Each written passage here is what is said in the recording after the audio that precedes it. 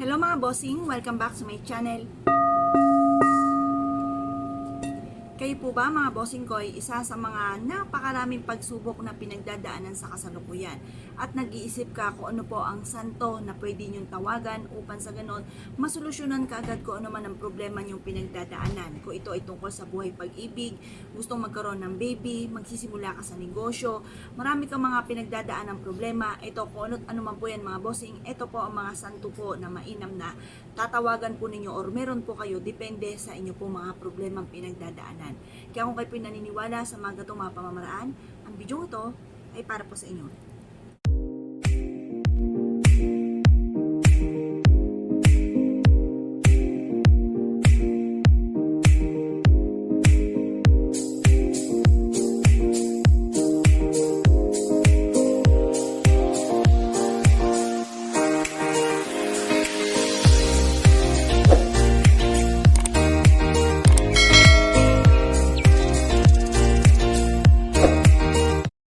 Mga bossing ko ay ang Saint Anthony. Ang Saint Anthony mga bossing ko ay isa sa mga magandang santo na dapat pong tawagan po ninyo kung kayo po ay may problema tungkol sa usapin ng buhay pag-ibig.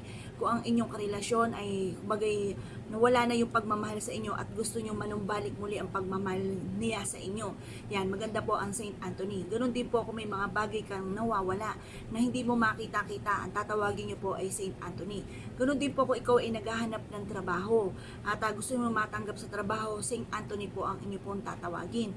Or kaya po, meron kayong malapit sa inyo na nawawala na gusto nyo siyang hanapin, ayan po ay Saint Anthony po ang inyo pong tatawagin. Kasi may mga, marami diba tayong mga santo, may mga iba't iba po sila na bagay magandang siya ang tawagin nyo para masolusyonan ko ano man yung problema yung pinagdadaanan. Yan nga po, pag usaping nawawala, kahit anong klase mang nawawala po yan mga bossing, ang Saint Anthony ang pinaka the best na tawagin po natin.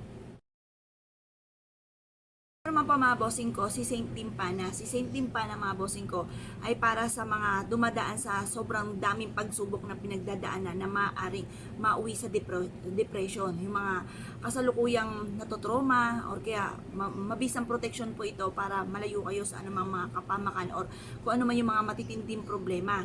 Kaya kung kayo dumadaan ngayon sa mga ganyang sitwasyon ay instead na mauwi ito sa depression, tawagin niyo po si Saint Timpana upang sa ganon masolusyonan po yung problema yung pinagdadaanan. Ito naman po mga bossing ko, si Saint Expedite. Yan po mga bossing ko, kung ikaw ay may problema tungkol sa usapin ng pera. Kung kayo po ay merong negosyo at gusto nyo pong mas mag-grow pa yung negosyo ninyo, magtagumpay po kayo dyan.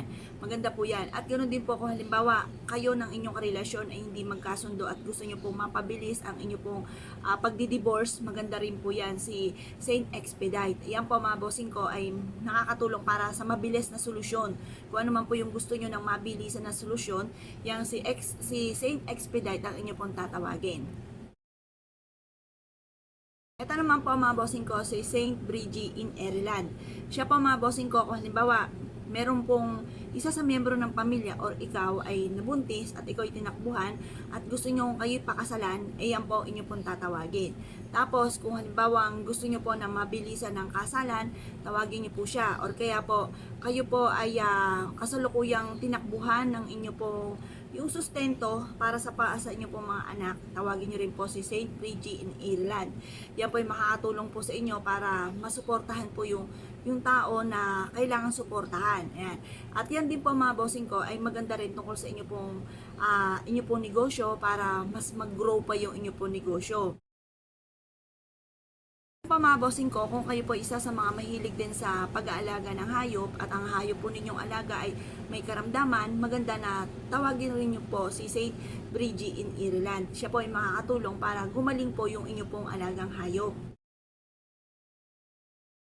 Ito pa mga bossing ko, kung ikaw naman ay isa sa mga nape-pressure na sa mga nagaganap dahil kayo po ay lapitin ng mga toxic na sa buhay po ninyo, kagaya ng mga taong inggitera, pakalimera at saka sa mga taong may bad intention po sa inyo, kinakabahan ka at gusto nyo magkaroon ng mabisang proteksyon, ang tatawagin nyo po ay si Saint Cyprian. Yan po, si Saint Cyprian ay may hawak na tungkod. Tutulungan po kayo yan, magkakaroon kayo ng mabisang proteksyon para malayo kayo sa mga ganyang sitwasyon. Naman po mga bossing ko, si Saint Peter the Apostol. Maganda po siya mga bossing, the best po siya lalo na sa mga negosyante. Kung mahilig ka magnegosyo para magtagumpay ka sa inyo pong negosyo, nag-remove din po to ng mga balakid po sa buhay po natin. Ito po mga bossing ko ay magbibigay ng proteksyon para hindi po tayo malugi sa negosyo. The best po yan, si Saint Peter the Apostol mga bossing. Ano pa mga bossing ko, the 3 Magi. Yan, ang 3 Magi ay swerte po yan tuwing lalo na kung bagong taon. Pero kahit hindi bagong taon, maganda po yan sa ating pong bahay dahil blessing din po yan sa loob na ating tahanan at maging sa ating pong negosyo. Mabisa rin po itong proteksyon at ito po ay para rin sa mga pagta-travel. Ito naman pa mga bossing ko, si Saint Joseph. Si Saint Joseph mga bossing ko ay mapapasin nyo, si Papa Jesus ay may hawak po na bata. Yan po ay sumisimbolo ng pagmamahal ng isang magulang sa kanyang mga anak. Yan po mga bossing ko ay maganda rin kung ikaw po ay nagba-buy and sell or kaya bibili ka ng bahay at gusto nyo magkaroon ng gabay, mainam po si Saint Joseph.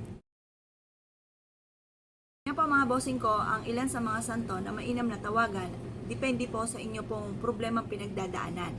Kaya kung kayo po ay isa sa mga naniniwala sa mga ganito at mahilig sa mga ganyan, ako po isa sa mga mahilig sa mga angel at sa mga ganyan mga bossing na tinatawagan or minsan ay mga panalangin o mabibili yung mga booklet na ganyan, parang panata mga bossing, ay mainam na meron tayong ganyan. Dahil wala naman po masama kung ito po ay paniniwalaan po ninyo dahil sa ikabubuti naman po ninyo ito. Kaya kung kayo pinaniwala, ay siya, ay good luck po sa inyo lahat. Yun lang po mga bossing, salamat po.